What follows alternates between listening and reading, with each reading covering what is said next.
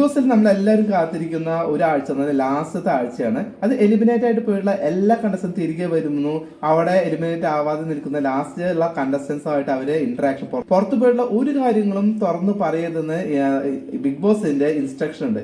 Season 6 വരയ്ക്ക് അത് പുറമേ ഒരു കാര്യങ്ങളും തന്നെ അതിനകത്ത് വന്ന് പറഞ്ഞില്ല. 1-2 ആൾക്കാർ പറഞ്ഞു എന്നല്ലാതെ ഇതെന്താന്ന് വെച്ച് കഴിഞ്ഞാൽ സീസൺ 7 എല്ലാ കാര്യങ്ങളും തുറന്നു പറയുന്ന രീതിയിലാണ് ഈ കണ്ടസ്റ്റൻസ് മുഴുവൻ വന്നിരിക്കുന്നത്. അതിന് ബിഗ് ബോസ് ഒരു ഇടയ്ക്കിടയ്ക്ക് അനൗൺസ് ചെയ്യുന്നത് അല്ലാതെ അതിനൊരു കർശനമായിട്ടുള്ള നടപടി ഒന്നും ഉണ്ടായില്ല.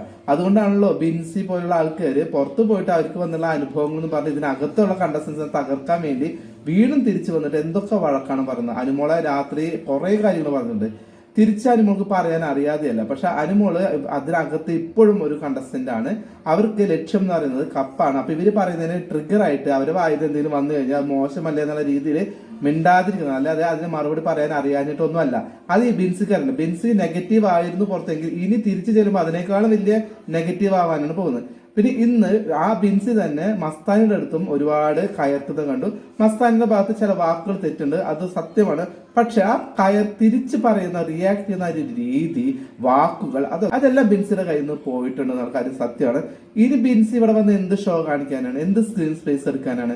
മാന്യമായിട്ട് വരിക, മാന്യമായിട്ട് അവരെ വിജയിക്കാൻ വേണ്ടി ആശംസിക്കുക, അവരുമായിട്ട് നല്ല രീതിയിൽ ഇന്ററാക്ട് ചെയ്ത് പോവുക. ഇതിപ്പോ 2 ദിവസമായിട്ട് കുരുതിക്കളമായിരുന്നു. ഇന്നേ വരെ ഒരു സീസണിലും ഉണ്ടാവാത്ത പോലെയാണ് ഇവിടെ ഇത് ഉണ്ടായിരുന്നു. കച്ചറ ടീംസ് നമുക്ക് പറയാൻ പറ്റുള്ളൂ.